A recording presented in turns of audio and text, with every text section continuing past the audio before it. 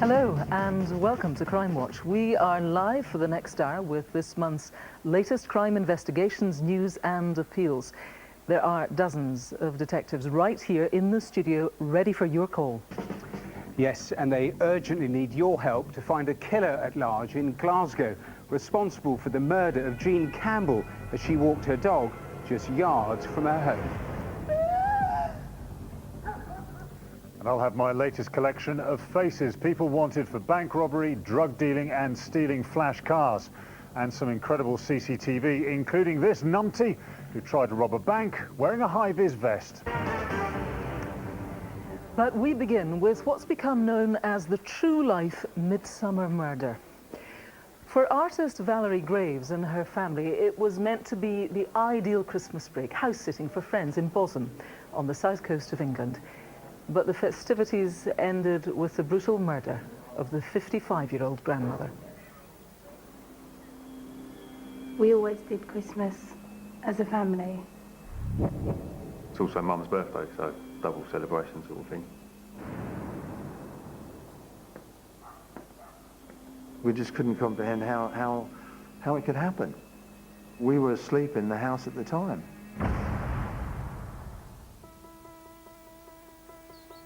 Hi, Jan. Hi, Nigel. Valerie Graves spent last Christmas with her family house-sitting for a friend in the small village of Bosham, just outside Chichester.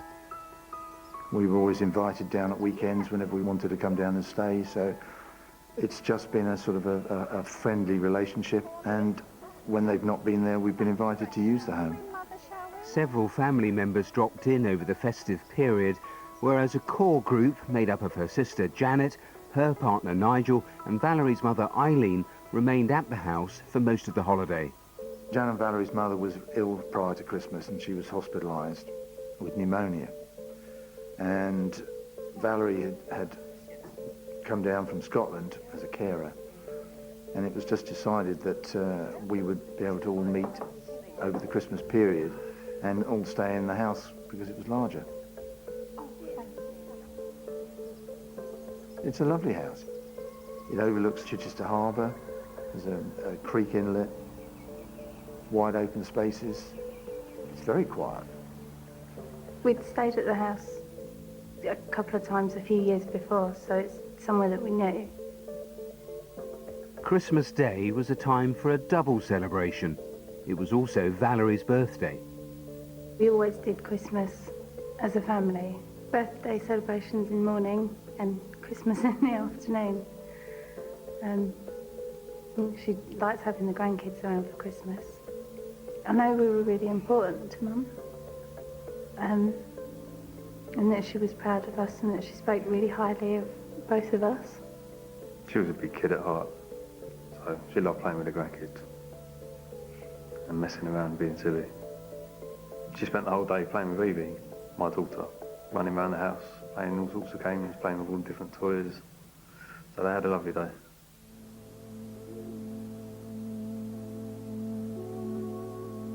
After a busy few days of hosting the festivities and with various family members going their separate ways, Valerie, her sister and mother sat down to watch a film. Nigel had been out with friends. Bit of match of the day. He returned home at about 9:20 that evening.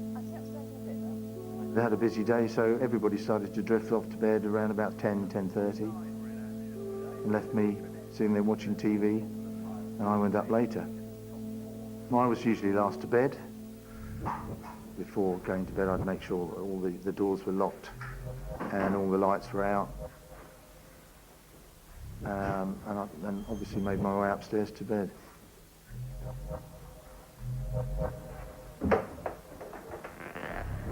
Valerie was staying in the downstairs bedroom at the back of the house. Detectives believe someone may have been watching her as she prepared to go to sleep.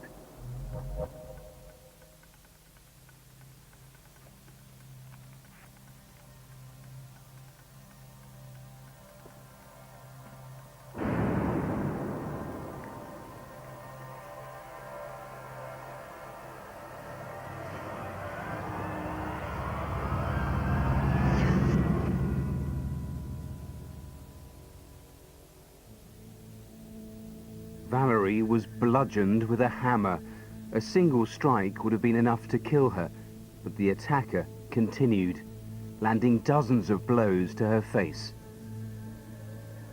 Despite the ferocity of the murder, it went unnoticed by the others sleeping in the house.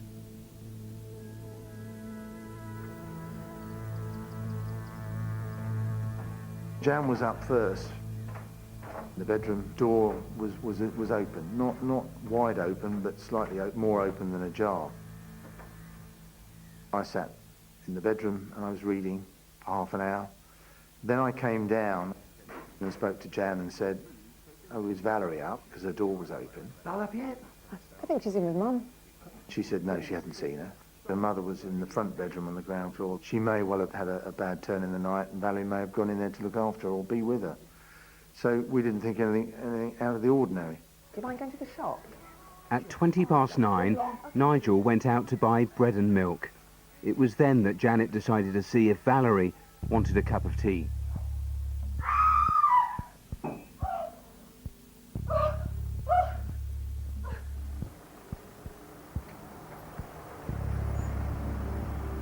As I pulled into the house, the paramedic car with its lights flashing parked in the drive. Oh, Nigel. Is it your mum? My first reaction was that perhaps Eileen had been taken ill, and I saw the paramedic in the bedroom that Valerie was occupying, and that's when Jan sort of told me that she'd found her, and that she was dead. You end up asking why. Your brain can't comprehend it. And who would want to hurt someone so lovely? I don't think I'm over the shock yet. No. I I don't think we ever will be. No. She's going to miss so much, miss her grandchildren growing up, things she wanted to do, places she wanted to see and travel. She's not going to get to see any of it now. We're not going to be there to do it with her. There are silly times that I think, oh, I need to text Mum. Not seeing her again is just horrible. Well, the detective leading this investigation is Detective Superintendent Nick May. He joins us now with his team. A very violent case, a very mysterious case, this one. Yes, Valerie was found dead on Monday the 30th of December in an address where she didn't usually live and where very few people would have known that she was there. One of the clues that you do have is the murder weapon. You found that. Tell us about this. Yes, we have. The hammer is very similar to this one. It's about 30 centimetres long. We actually found it about 800 metres from the address and in an entrance to a farmyard, and we'd be very interested to find anyone who saw or heard anything suspicious in that area. Now, you want to hear from viewers who have maybe concerns about someone but really don't know if they should come forward. What would you like to say to them tonight? Yeah, I believe very strongly that the person who did this will have a history of violence, and that somebody close to them, either in a professional or personal capacity, will have an idea about this, and I'd like that person to call tonight. Somebody watching might think, you know, I do want to get in touch. I feel afraid. I mean, you know, this person murdered a woman lying in her bed with a hammer. What would you say to reassure them? This is not about grassing, this is not about snitching, this is about catching a killer before it happens again. And the people can call in and they do not have to leave their name tonight. Okay, Detective Superintendent Nick May, thank you very much for updating us on that. It's a mystery, but surely Valerie's family deserve to know what happened. There's a £10,000 reward for information that leads to an arrest and conviction of the murderer. So if you can help, please, I would urge you to do the right thing and call our studio tonight. There's the number. It's 0500 600 600. Martin. And we start our Wanted Faces tonight with Milo Cicek. Detectives from West Yorkshire urgently need to trace him in connection with a rape at knife point in Bradford 3 weeks ago. The 20-year-old, who's originally from Slovakia, may well be with his pregnant girlfriend. He has a tattoo of the face of Jesus on his right inner forearm. Cicek is considered to be dangerous, so if you know where he is, call the police immediately. Next is Michael McInerney. He's wanted in connection with the death of a man who was thrown from a moving van during a robbery. McInerney, who uses a variety of aliases, including Michael Amer and John Patrick or Lee Connor, has links throughout the home counties. The 33-year-old, who has an Irish accent, is an identical twin, but Michael is distinguishable by a red dot on his left eyelid and a scar on the inside of his right forearm. Michael McInerney is considered dangerous, so if you see him, just call 999. Number 3 is Ardian Boujage. Police want to trace him in relation with the possession and supply of cocaine worth more than £500,000. 40-year-old Boujage, who is known as Albanian Danny, has links to Manchester, Derby and London. Now, despite being Albanian, he likes to pretend he's Italian, and he may well be using false identity documents. And lastly, for now, is Carl Patrick Delaney, also known as Paddy. Officers want to speak to the 37-year-old about the theft of computer equipment worth almost £2 million from the back of a lorry which was en route to the Netherlands. Delaney, who has an Irish accent and links to County Kildare and to Kent. Now, all the faces are on the website. If you know where they are, call and text the numbers on screen. Texts will be charged at your standard message rate. Now, crash for cash, where criminals stage fake accidents to make money from the insurance claim, is costing the industry nearly £400 million a year. That's passed on to us, of course, adding around about 50 quid to each of our premiums. But more worrying is the risk to other motorists. Earlier this month, the final member of a gang who caused the first fatality from one of these crashes was jailed. The victim, Baljinder Gill, was 34, and her family have given their first interview to Crimewatch. She was a lovely daughter, and she was full of life. But she's gone now. She's very caring and bubbly girl. He used to look after everybody.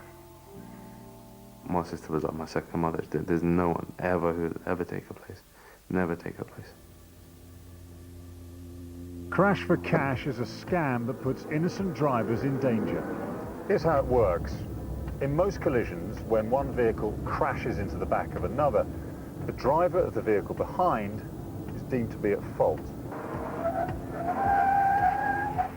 So the fraudsters create accidents for which that driver can be blamed. They then make their money from the claim to the insurance company. There are 3 types of crash for cash. Sometimes criminals simply fill in the paperwork stating a crash has happened. These are called ghost claims. At other times, in staged crashes, they deliberately damage 2 of their vehicles away from the public eye. But the category that causes the most risk to other drivers is the induced scam, when an innocent motorist is made the at-fault driver. Gangs will often go out in convoy to target a victim. Just one fake accident can earn the fraudsters up to £30,000.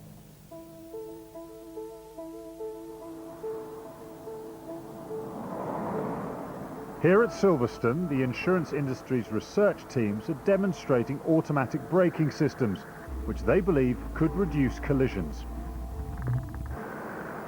A sensor on the vehicle detects when the car in front is too close and slows down to avoid hitting it.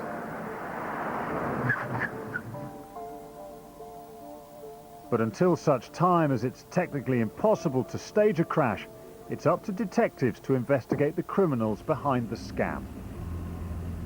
The scale of the problem is vast. We're talking about organised criminal gangs who are going out onto the roads and deliberately causing collisions. I would imagine the rewards for them are significant. For the people who are involved in this, yes, the rewards are significant. We're talking about tens of thousands per crash, which obviously equates to millions of pounds for one organised gang. We know from our experience of dealing with these gangs that that money is also used in drugs, people trafficking, firearms, and sometimes terrorism.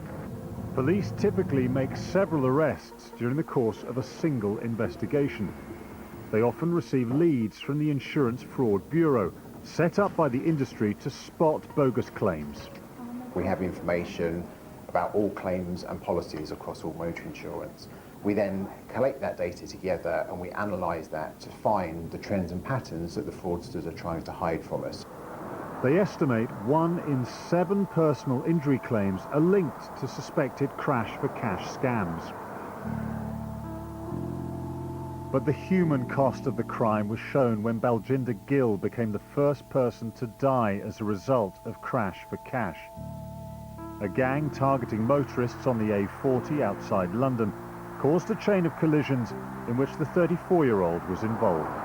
Baljinder's car was left disabled in the third lane of this road when a Renault traffic van came down the road in lane 3 and crashed into her car. Baljinder was killed instantly. Baljinder is gone. To me, there is no life for me without her. Because when person is gone, he'll never come back. It's only memories with us. This isn't really happening. It didn't really hit home for a long time. For a long time, I just refused to accept that it happened. I miss her a lot.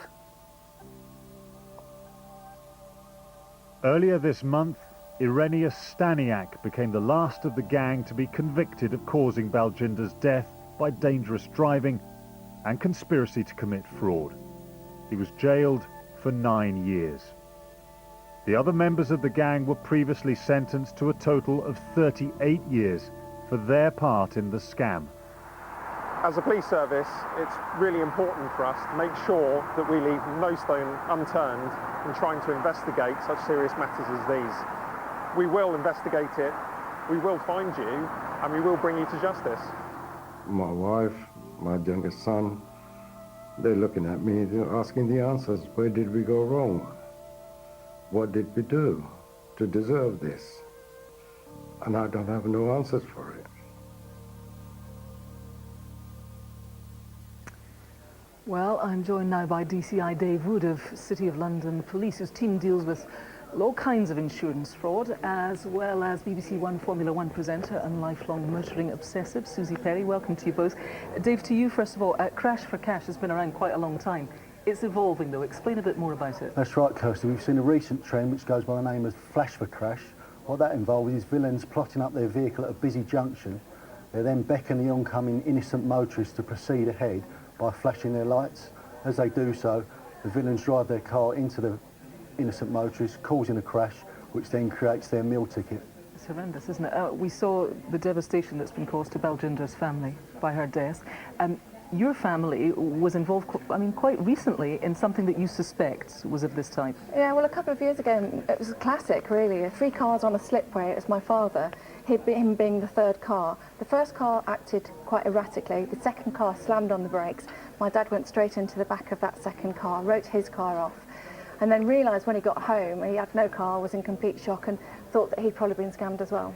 Dave, when people watch this tonight and they see some of that CCTV film, what do we do? It's very difficult to give advice, surely, to motorists. What advice would you give them if they get caught up in something like this? I'd say 3 things I'd like to say to them is first, be safe when you get out of the vehicle. Secondly, be alert, so record any details that you can at the time, such as the location, the time, any damage to either vehicle, the number of occupants in the other vehicle. That's quite important. Right. And if they're confident enough, take photographs of the damage and also the driver of the other vehicle. And the last one would be is if they genuinely think it is a crash for cash, then get on the phone and request the police to attend the scene of the crime. Right, all good advice. What about the actual driving itself, day to day, Susie? What should we do when we're out on motorways, dual carriageways? I think making awareness is key, really. So if you are aware, you drive differently anyway. So if you see a car that is behaving erratically, stay well away from it, and also think about the stopping distance. Make sure there's enough space between you and the car in front so that you can brake safely if something happens. Yeah, of getting out of trouble. You love cars, you also love gadgets. What's this we've got here and why might it be useful? Well, of all the technologies that are being trialled at the moment, I think these dash cams here are the little heroes because they film everything that's happening through your windscreen. They're simple to use, and that's the evidence right there for you on a memory card. So it's much better than word of mouth or drawing a picture. The evidence is on the stick. Great advice. Thanks to you as well, Dave. Thanks, Susie. Let's now go over to Martin. Time for some crimes caught on camera now, starting with an extremely violent attack at a hotel in South London earlier this year. A man in a dark jacket walks up to the locked doors of the hotel during the early hours of a Sunday morning in March. Two men who are part of a gang who'd been harassing him in the street follow him into the foyer, accompanied by a tiny brown puppy. A security guard opens the door as a third man carrying a skateboard arrives. The man in the dark jacket fronts up to one of the gang who was threatening to stab him and lashes out in desperation. And then it all kicks off, with the men moving into the reception area. One of the gang hits the man in the dark jacket with the skateboard, and then they set about the victim in earnest, punching and kicking him and stamping on his head. One of them repeatedly hits him with the skateboard while another kicks him in the face. With the victim now unconscious, they leave. But they aren't finished. Just minutes later, they and the dog are back, and the violence erupts once more as the man in the jacket with the red sleeves sets about the victim with the skateboard, hitting him over and over again. Finally, the three of them walk off.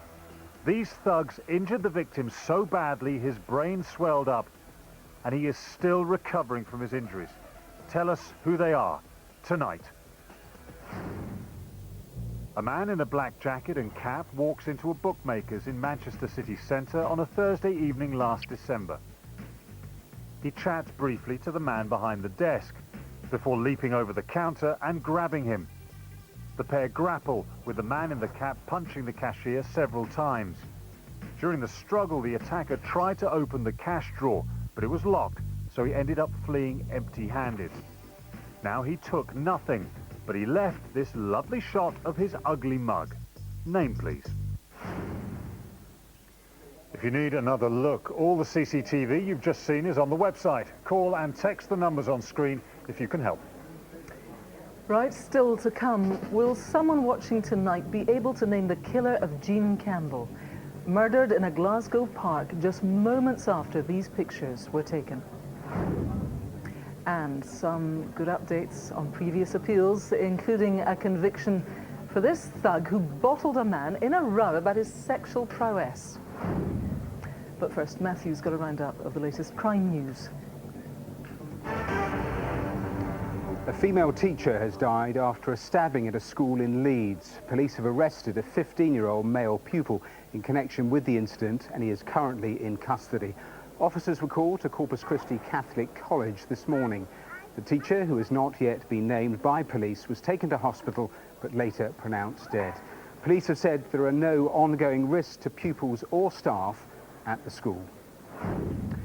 Now, on our last programme, we featured a new appeal on the Madeleine McCann case.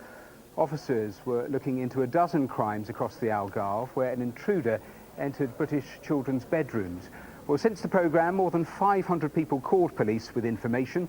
Detectives say, as a result, a further 5 sexual assaults have come to light, as well as 1 near miss. We'll keep you posted on any further developments.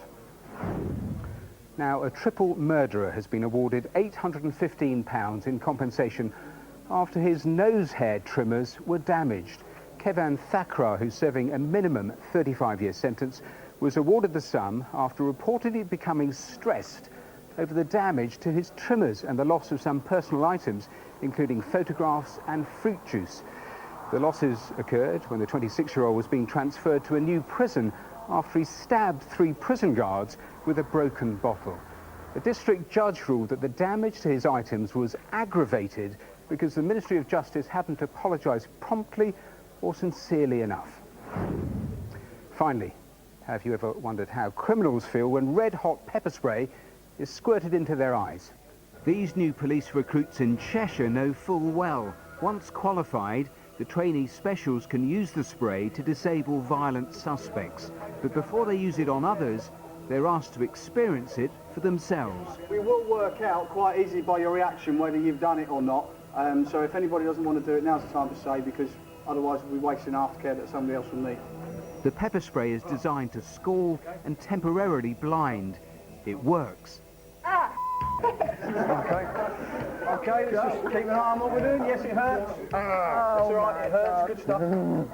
Okay, you can look out the other eye, remember. This exercise is featured on a new BBC One daytime series which follows recruits from their training to their first days on patrol, including new special Sarah Johnson. Proud of you, well done.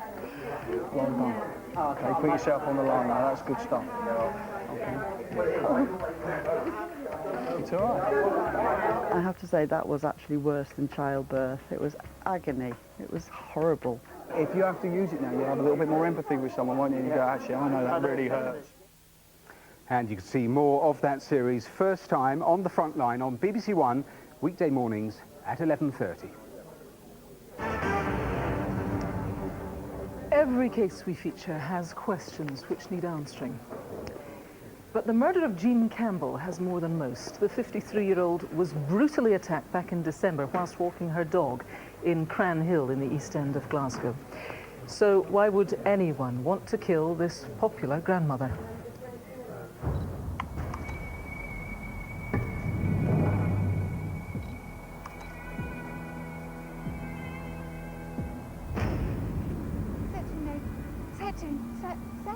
Jean Campbell had lived on the Cranhill estate in the East End of Glasgow for more than 30 years. It was home to her, her husband John and dog Kai. Her 3 children had also grown up there. She was a tiny wee woman who took no nonsense, but she wouldn't see anybody left out. She would do anything for anybody. So she would. Jean had lived through challenges. She lost one of her sons when he was just 24, and 14 years ago had a brain hemorrhage. We didn't think she would have survived that. She did. But she was determined.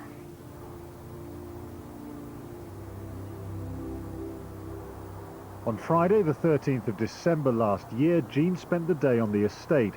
At about 3:30 p.m, she popped to the local shops. CCTV shows her buying a newspaper, some drinks, as well as food for her dog.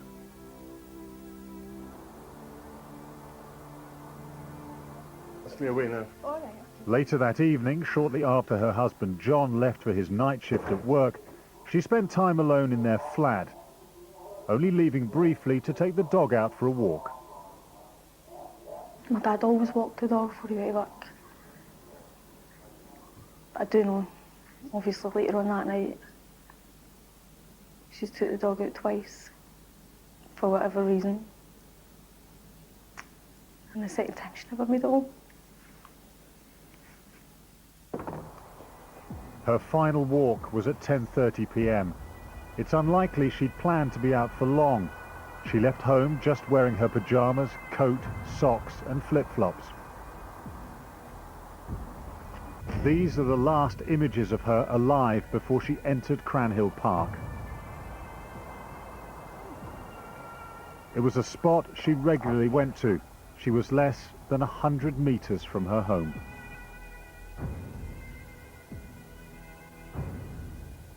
Kai! Kai, where are you, boy? Come here, Kai!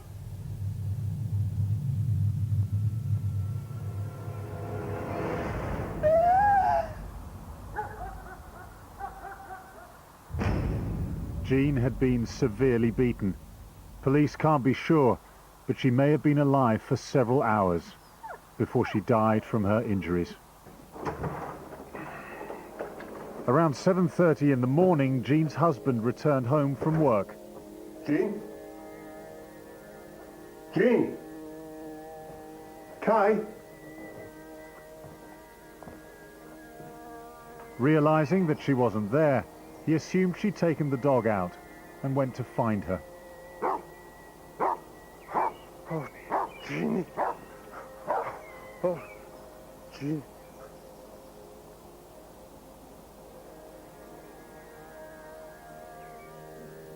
I just remember leaving my house and going to my uncle's, and that's when my dad and my brother were.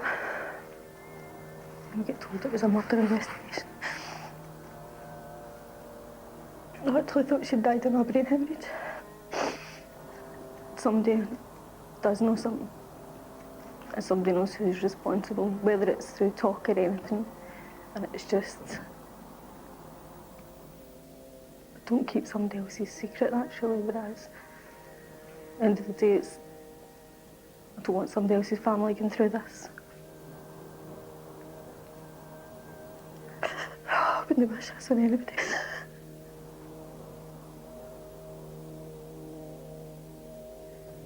Heartbreakingly sad. Well, Detective Chief Inspector Colin Carey from Police Scotland is leading this investigation.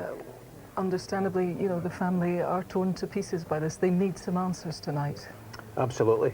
You can see the terrible effect that it's had on Leanne and their family. Jean was a loving wife, mother and grandmother, and to lose her in these horrendous circumstances is absolutely devastating. I would ask that if anybody is withholding any information or protecting any individual, they look to their conscience tonight and phone in with the name of that person. Let's look at the evidence you have. Let's look at this CCTV. Just take us through this again, would you, Colin? Jean's last sighting was captured on CCTV. She's seen walking from her home address along Belrock Street with the dog towards the entrance to Cranhill Park. Now, that's about 10:30 on the night of the 13th of December last year. She's wearing pyjama bottoms, a three-quarter-length black padded jacket with the hood up and flip-flops, which would tend to suggest that she wasn't out for any great length of time with the dog. Yeah. Normally, she's not out for any longer than 20 minutes, and on this occasion, that would be the case. Now, we reckon that somebody knows something within the area.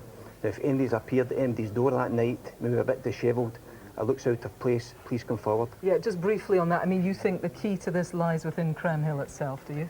Yes, the response from the community has been good. However, we still need their help. Jean was well known in the local area. She lived the majority of her adult life in Cranhill. Now, and we believe the answer lies within the local community, and if anybody has any concerns regarding any individual, someone who may be acting differently or out of character, please come forward tonight. Okay, for now, Colin, thanks very much. I mean, you heard what Colin said. The answer to this surely lies with someone's conscience, and now is the time to come forward. I would urge you to do that. Do the right thing. 0500 600 600. Calls are free for most landlines. Some networks and mobile operators are going to charge. Or you can speak anonymously if you'd rather do that to Crime Stoppers. Let me give you their number. They're 0800 555 111. Let's go to Matthew. News on some other appeals now. Detectives in Essex are investigating the murder of 33-year-old father of 5, James Atfield, which happened in Colchester at the end of last month. Jim, as he was known, died after being found seriously injured in Castle Park in the city at around 5:45 a.m. on Saturday, March the 29th. He'd been stabbed 102 times. Jim was last seen at the River Lodge pub in the Middleborough area of Colchester the previous evening. He left at 10:09 p.m. and unusually he left most of his pint behind. Now, around an hour and 20 minutes later, a man who may have been Jim was seen sitting on the ground near to the lake in Castle Park. A couple were sitting on a bench nearby. Now, if that was you, police would like to speak to you. They're also keen to speak to these two people, a man and a woman, who may have been the couple on the bench and this woman, who were all captured on CCTV walking through Lower Castle Park during the early hours of Saturday, March the 29th, as they may have vital information. So if that is you or you know who they are, please call the incident room on 01245 282 103. Officers investigating a case from 2001 have tonight released CCTV of a man they think could help solve the mystery of what happened to 47-year-old Raymond Scott. Ray, a father of 4, went missing on the 16th of November 2001 after spending the day helping his brother with building work. Well, despite repeated appeals, Ray's not been heard from since. His brother James is convinced that Ray has been killed. I know he's dead because I know my brother and he'd have been in touch. While they're hanging on to that information, there's 4 children and a wife and brothers and sisters that suffer every single day. If you know where that body is, because there is a body out there, tell us where it is. You know, let us close, let's give his children closure. Well, what you're about to see now is the newly enhanced CCTV. It's from April 2002, and it shows a man police believe was making a phone call to Ray's brother from a payphone on the platform of South Harrow train station. Officers think that this phone call is related to Ray's disappearance, and they're now urging that man to come forward. male in question arrives at the station about 8:36 on that Sunday morning. He then spends some minutes on the platform, and he goes to the telephone box at 8:43 and makes a phone call to Ray's brother. After that call is finished, he then returns to that phone box on 2 other occasions. So it may be he was trying to make another call or decided against it, I don't know. But in essence, that footage is quite important to us. It shows someone there making a phone call to Ray's brother at that time, and we want to know what was that call about. So if that is you in the CCTV, or you know who it is, then please do get in touch. There is a £20,000 reward for information that leads to a conviction. Right, still to come, an exclusive insight into the crimes of serial killer Joanna Dennehy. She is obsessed by the ability one human has to actually snuff out the life of another. And the hunt for the prolific burglar stealing from the rich and famous. That freedom has been taken away, and I would do anything to protect my family, but I'm a skinny little woman. There's not a lot I can do. But first, Martin's got some more wanted faces. We start this time with 24-year-old Luke Jones. Detectives want to trace him after a security guard was robbed while delivering cash to a bank in Prestwich in April last year. The guard suffered a broken jaw and £25,000 was stolen. Jones, who has links to Salford, Manchester and Edinburgh, is considered dangerous. So if you know where he is, call the police immediately. 6 and 7 are Daniel Williamson and Jermaine Green. Police want to trace the pair in connection with a series of residential burglaries in London and Surrey, during which prestige cars and gold jewellery worth hundreds of thousands of pounds have been stolen. 34-year-old Williams on the left here has this rather fetching tattoo on his neck and is known by the street name Twin, whereas Green on the right, who's also 34, is known as Dog. Both men have links across South London and should not be approached. Just call 999 if you see them. And finally tonight is Damien Duvaldor. Police need to speak to him in connection with the possession and distribution of indecent images of children. 44-year-old Duvaldor, who has previously used the name Johan Schmidt, has a South African accent and connections to Humberside and Ashford in Kent. So call and text on the usual numbers if you recognise any of tonight's faces. They're all online. A serial killer, psychopath and pathological liar.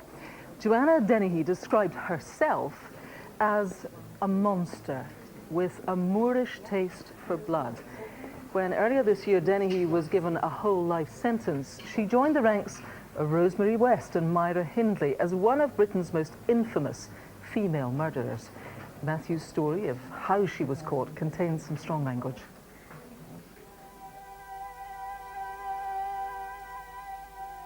It was like a river of blood. She just kept coming for me. The most dangerous of people, you can't predict what they're going to do.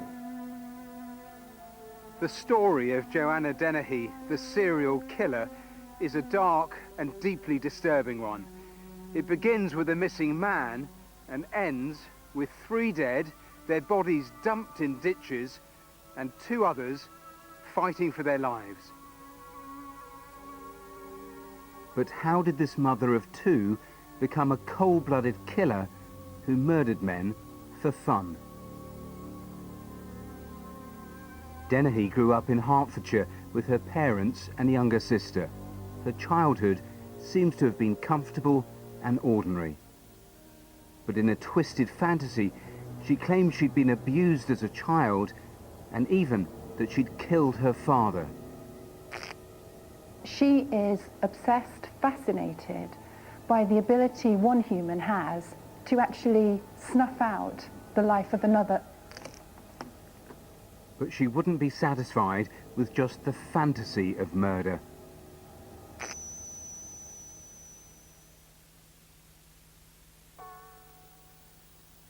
On Friday the 29th of March last year, Peterborough landlord Kevin Lee went missing. He was a 48-year-old husband with 2 children. Within hours of his family contacting the police, a car was discovered on fire. Checks quickly revealed it was his. His car, found as it was ablaze, he not with it, was a particular interest to me, that there was obviously something underlying that that was stopping him from being in contact with his family. That raised the level of suspicion that I was dealing with more than the missing person inquiry.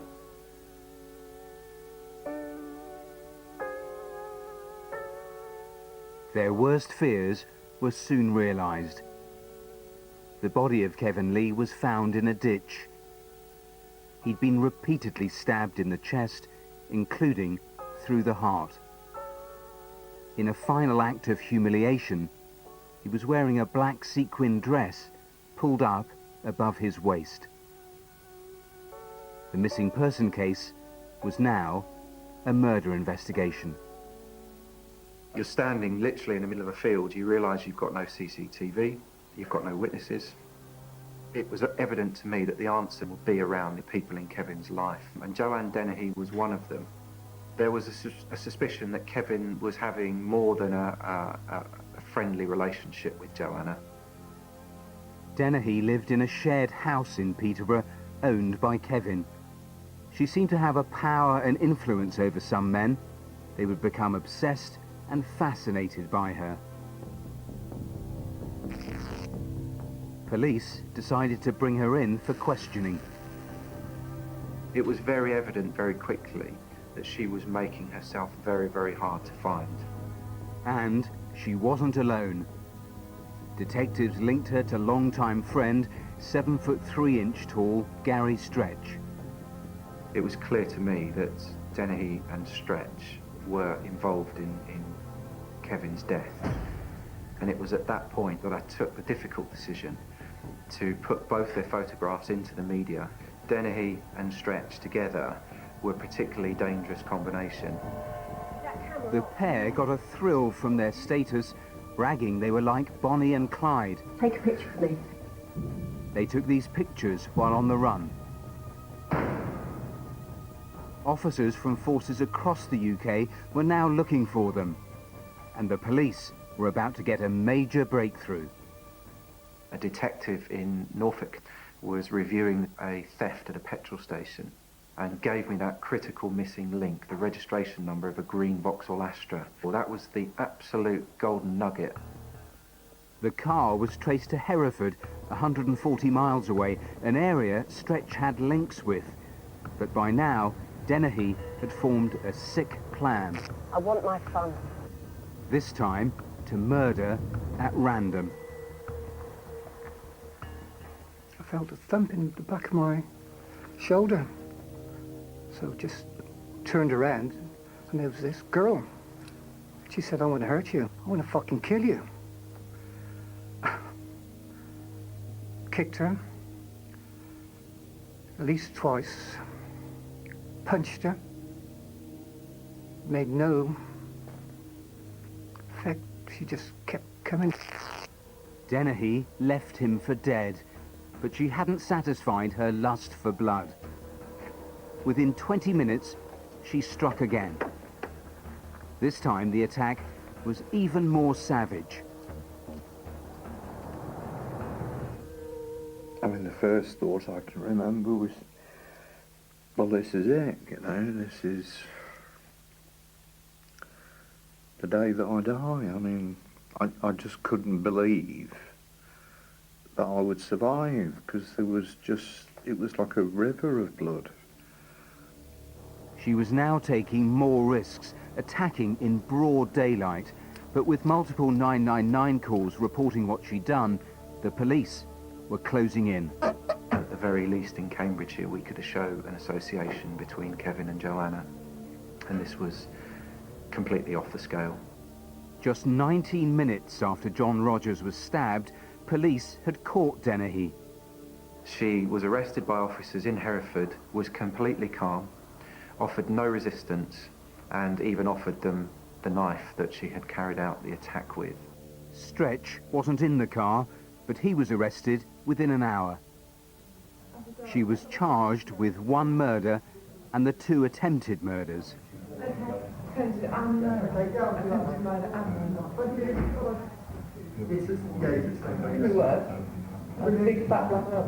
She's facing an inevitable fate. The cavalier, defiant behaviour that we see in the footage is a desperate last attempt to avoid the consequences, not to have to face up to that. But there were further horrors to come. 2 more bodies were found, not far from Kevin Lee's. The sense of shock that went through the incident room when I relayed that to my team was palpable. And it was, I guess, that critical moment where we all realised that we were dealing with something extraordinary now. Łukasz Slabozewski would turn out to have been Dennehy's first victim. Originally from Poland, the 31-year-old had only known her for a few days. He was stabbed once through the heart. The second body in the ditch, and also Dennehy's second victim, was 56-year-old John Chapman. He was murdered at the house he shared with her. She stabbed him once in the neck and 5 times in the chest, including again through the heart. She moves on from a simple, straightforward murder style to one which is much more frenzied. She's less focused on the ultimate destruction of the individual. She's done that, she's experienced that, and she's liberated now to express her full sadistic desires. Only Dennehy knows exactly why she killed. During 14 hours of police interviews, she refused to cooperate. Did you murder Łukasz Slabozewski? No. Did you murder Kevin Lee? No comment. Did you murder John Chapman? No comment. But while awaiting trial, she surprised everyone, including her own legal team, by pleading guilty. At the Old Bailey, she laughed, joked and swore in court as she became only the 3rd woman to be given a whole life term. She's in company of Hindley and West as female serial killers. The nature of her crimes are very different, but just as shocking. She's the only female serial killer I can think of, other than Rose West, who has committed the crimes purely for their own sake, for their own sadistic thrill. Actually, what you've got is probably the most dangerous of people. You can't predict what they're going to do, and it's absolutely right that she will die in prison. It's a staggering situation. There's the why. Was any more understood about the why? No, we don't, partly because of that late guilty plea. Her sister said it was all about Dennehy trying to control the trial situation. We know she had a pretty normal childhood, doting parents, doing well at school, but by 15 she was beginning to go off the rails. Drink, skunk cannabis, she left home, but nothing that fully explains that descent into chaos. I mean, by the end she certainly loved the notoriety. She's said to have danced around the television when she saw herself in news reports. I spoke to one criminologist who suggested perhaps once the spotlight faded, she'd offer up some sort of explanation, because rather like in the way of the Moors murderer, to keep the focus on here, Ian Brady, control is everything, and the why is the one thing they control. Just briefly, psychologists, the police, did they say she would have gone on killing? Oh, undoubtedly. They think the number of attacks would have increased. Also, the level of violence would have increased. Once she crossed that line, all she wanted to do was kill. There are only 2 positive. One, the police caught her so quickly. The other is that Joanna Dennehy will spend every day of the rest of her life in a prison cell. Matthews, thank you. Let's go to Martin now. More crooks on camera now, starting with an arson attack in Berkshire earlier this year. CCTV cameras installed at a private house in Slough capture a group of men walking along a residential street late on a Monday night in February.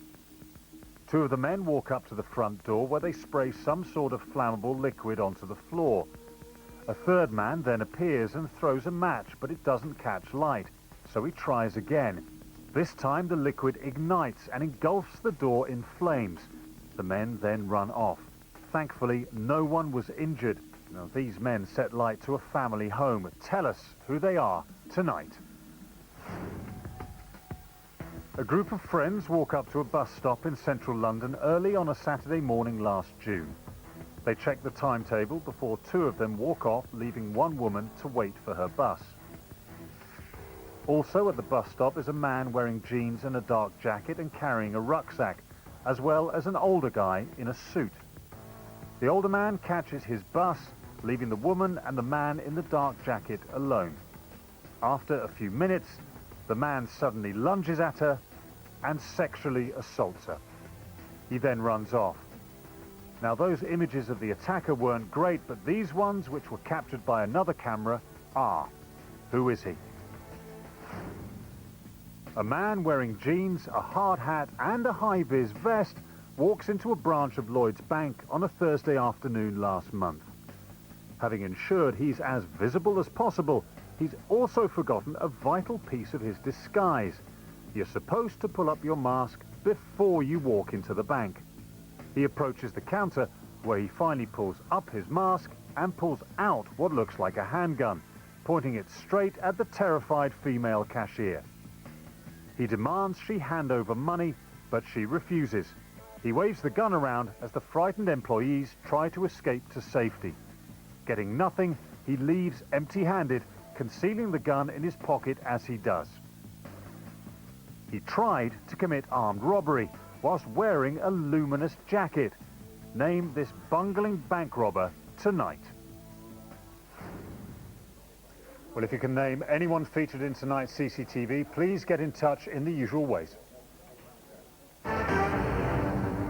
News now on some previous cases. In January, we showed you this shocking footage of a man smashing a beer bottle in the face of another man outside a nightclub in Harrogate. We had lots of calls to the studio that night, naming him as Stephen Mark Gibson from Easingwold in North Yorkshire. And the following day, he handed himself in to police. Well, earlier this month, Gibson was given a 20-month suspended prison sentence in order to pay £1,500 compensation. Apparently, the whole thing happened after an argument over their sexual prowess. Now, in November, we showed you this CCTV of an attempted robbery at the Barclays Bank in Llandaff in Cardiff, during which a security guard was ambushed as he made a cash delivery. Well, an off-duty police officer from the West Midlands was watching the show that night, and he identified the robber as Naeem Ariodeh. Earlier this month, the 21-year-old was convicted and sentenced to 32 months in prison. Great result. And finally, last year we showed this footage of a man who indecently exposed himself and committed a sex act in front of two young girls on a bus in Devon. A mental health consultant was watching the show, recognised him as a former patient and contacted the police. As a result, 39-year-old Daniel Pratley from Oakhampton was arrested and charged. Earlier this month, he was jailed for 12 months, suspended for a year. All great results and all thanks to your calls. Next, the investigation into an extremely prolific burglar with very expensive tastes. As you can see, he's been captured on camera, breaking into several multi-million-pound homes in South London. He targets the rich and famous, and detectives believe he's responsible for over 140 offences, including at the family home of the tennis legend Boris Becker. Well, DI Daniel O'Sullivan is in charge of catching this fellow. What do we know about this guy? We know this individual's targeted a number of wealthy families in the Wimbledon Village area. He's targeted safes and he's cut CCTV systems. We're also aware that he's stolen very few items, and a lot of people don't actually know they've been burgled. Okay, now, we said 140 crimes. That's a lot of crimes. He does slip up sometimes, even though he probably considers himself something of a professional. Let's take a look, Daniel, at this CCTV. Tell us what we're seeing here. This is imagery from 2009, where we see the suspect with his hand over his face. Right. And he appears to be talking into some kind of dictaphone. Right, now what's coming up next? When is this and what's he up to? This is from March 2013, and he gets caught on CCTV camera, which is a rare glimpse of his face. And we've got another one here. He's in somebody's kitchen here, is he? That's correct, yes. This is from this year, and we can see him meticulously searching kitchen units and trying to identify something that's still. Right, okay. Now as we mentioned, Boris Becker's family, their house was broken into. Luckily, the Beckers weren't at home on either occasion. But Boris's wife, Lily, has spoken to us about how it feels to be targeted by this man. Not only do I have to switch on all the alarms, I have to leave some lights on in the house, and when I can't enjoy my living room because it's connected to the garden where he's jumped over a few times. Our freedom has been taken away, and I would do anything to, protect my family, but I'm a skinny little woman. There's not a lot I can do. He can't make this his profession. He cannot just get away with this and take people's stuff. We've even talked about moving and really creating almost a fort, but making it so safe that I feel safe, and that shouldn't be like this. It shouldn't. That was Lily Becker there. So if you know who this man is, then please do call the number on our screen now. And if you yourself have been a victim of crime, there's always the victim support line. They're on 0845 30 30 900. Just time now for a very quick last update on what's coming on the phones. Here's Martin. Now remember that CCTV we showed you, the man being assaulted in the hotel, being hit over the head and kicked, being hit by that skateboard. Well, we've had lots of interesting calls coming in, lots of people giving names for those suspects. That is absolutely crucial. Detectives are following those calls as we speak. You can see that footage, of course, online. Please keep all those calls coming in. Kirsty. Thanks, Martin. Right, that's everything for now. But remember, all of tonight's appeals are on our website, and you can stay up to date with how the cases progress via Twitter. The phone lines, well, they're going to be open until midnight tomorrow, and we're going to be back again tonight at 10:40. That's just after the news, with the latest on what we hope will have been a very promising night on the phones. Viewers in Northern Ireland are going to have to wait until 11:10. But for now, from me and everyone on the team, thanks for your calls. They make a difference. Bye-bye.